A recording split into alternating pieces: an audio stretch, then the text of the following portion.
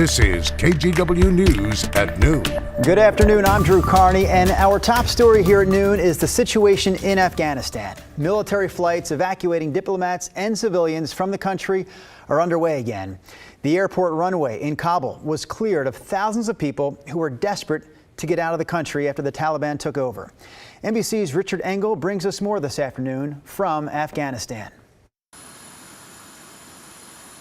Kabul airport this morning is back up and running. Evacuation flights in full swing.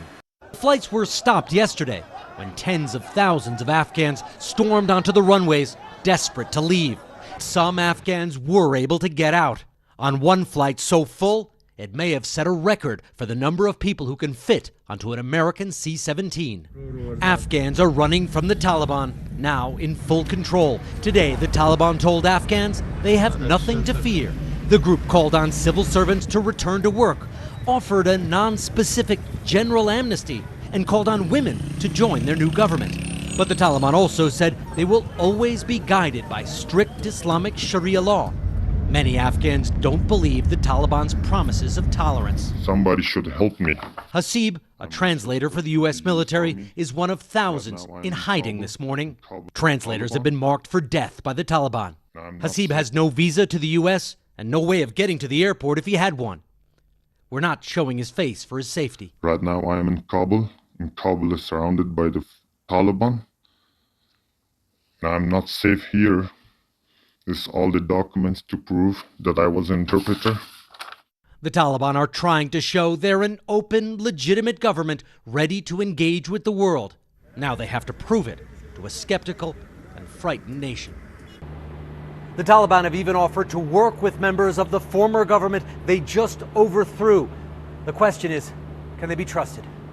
Richard Engel, NBC News, Kabul. That's the latest from Afghanistan. Now we want to get to our top local story this afternoon. The growing number of COVID patients in Oregon who are filling up hospitals right now around the state. Asante Three Rivers Medical Center in Grants Pass is one example of this overcrowding. They stopped all elective surgeries and also got emergency approval to expand the number of hospital beds there. And they still don't have enough room. The hospital's CEO and one of its top surgeons are urging people in that community to get vaccinated because as it stands right now, Josephine County has one of Oregon's lowest vaccination rates. I would describe this as a healthcare crisis at this point. I've been in healthcare leadership roles for over 25 years, and I've never experienced anything like this. If we do not do this, I guarantee you, you will see refrigerated trucks at the back of the ER taking the bodies out, because that is where we're going to be in the next week or two. The hospital CEO, who we heard from first there, said he's not able to shift patients anywhere else right now because other hospitals are mostly full as well. Oregon's congressional delegation, meanwhile, is responding to all this by asking FEMA to send medical personnel who can help out. The numbers show that Oregon will be short hundreds of staffed hospital beds in just 3 weeks' time if this trend continues at the current pace. So in other words, if someone wound up needing to go to the hospital for any reason, they may not get a bed. That's why OHSU is asking all of us to hold off on risky activities right now, anything really that could land us in the ER. They're also telling us we should wear masks, not only indoors, but also outside if you can't socially distance. OHSU also says we should limit our social get-togethers right now, and if you haven't already, get vaccinated, because here's one of the major fallouts from COVID. Doctors and nurses are burned out, they're breaking down, and some are quitting. I'm really tired, but all of my colleagues are tired. Like, I personally started having panic attacks. All we're trying to do is save people. That's all I'm doing by doing this interview, is trying to save people. OHSU is at full capacity right now if you base it on the number of staff they have. The hospital is treating 30 people with COVID. COVID patients at OHSU also make up 1/4 of all ICU patients there. And get this stat, 100% of COVID patients in the ICU at OHSU are unvaccinated. The Biden administration is expected to recommend a third dose of the COVID vaccine for most Americans, although this plan is still being developed. Officials are expecting to recommend this third shot, though, 8 months after you get the second shot. Meanwhile, the Oregon Health Authority has already approved a third dose of the COVID vaccine for people with compromised immune systems. So healthcare providers in the state are now able to administer that third dose for people who have specific conditions that affect their immune system. All right, we're going to get over to Rod Hill in the Weather Center here in just a moment. But first, a big change coming to Forest Park today. Starting today, the Lower Maclay Trail will be closed, and it will be closed through December. That's because Environmental Services is replacing a broken down trash rack in the Lower Maclay Park. It's basically like this metal grate that helps with the water surface there. Crews say they will need to use that trail to move all the materials and all the equipment for that job up and down. So again, that trail closed today through December. Rodney Hill, now we go to you. What do you got for us weather-wise? You know, we actually have a few spots saying, hey, I got a little bit of rain. Here's radar behind me.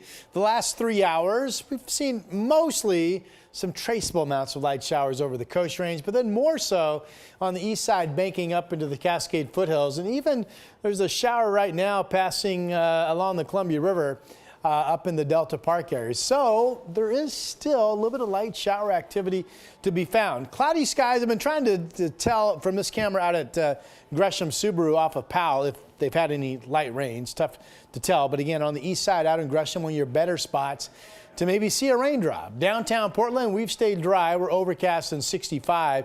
Still thinking we'll get some clearing, but it could be a slow process to develop in the coming hours. 65 now, mid-70s at most for a high. How nice does that sound? And still about 71 at 8 o'clock. We do have a second cold front, a second rain chance, and no 90s. That's on my 7-day forecast coming up. All right, Rob, we do have two more local stories we want to get to here before we head to break. For starters, police have arrested a man accused of killing a former Barlow High School standout athlete. 21-year-old Dominic Jacoby was shot in Gresham on Friday. Jacoby, we talked about earlier, starred in football and basketball at Barlow before he graduated in 2019. And now police say 23-year-old Alec Baldridge pulled the trigger. They arrested him last night, although we still don't know any details about a possible motive. Also developing right now, a man tasked with protecting lives and property has been arrested in what's really a disturbing crime. So KGW has confirmed one of 3 men arrested for a kidnapping over the weekend is a Portland firefighter. The firefighter and 2 other men are accused of kidnapping another man over a dispute over a marijuana theft. Mike Benner has more, including reaction from the chief. According to police, the intersection of Southwest Broadway and Taylor in downtown Portland was the scene of an armed kidnapping late Saturday night. A witness called 911 to report that they had seen somebody taken against their will at gunpoint. A little more than an hour later, we're told, officers found the suspects and their vehicle near Southwest McAdam and California. Who officers did not find in this Johns Landing neighborhood was the victim. We're told law enforcement found that person in Clackamas County late Sunday morning. As far as how the victim and suspects know each other, that's a mystery. All we're being told is that they're not all strangers. The suspects, who are now facing felony kidnapping charges, are identified as 24-year-old Edward Simmons, 42-year-old Hong Lee, and 46-year-old Douglas Borland. KGW has learned Borland is a firefighter with Portland Fire and Rescue, although he's on leave and was prior to this past weekend.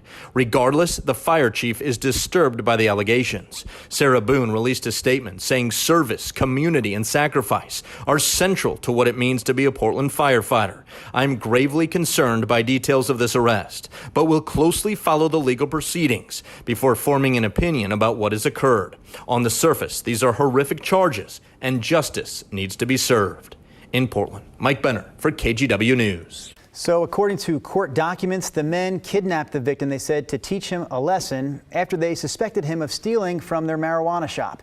Investigators say then those men then drove him to Estacada, locked him in a shipping container, and intended to leave him there all night long. Officers, though, were able to find the victim alive on Sunday.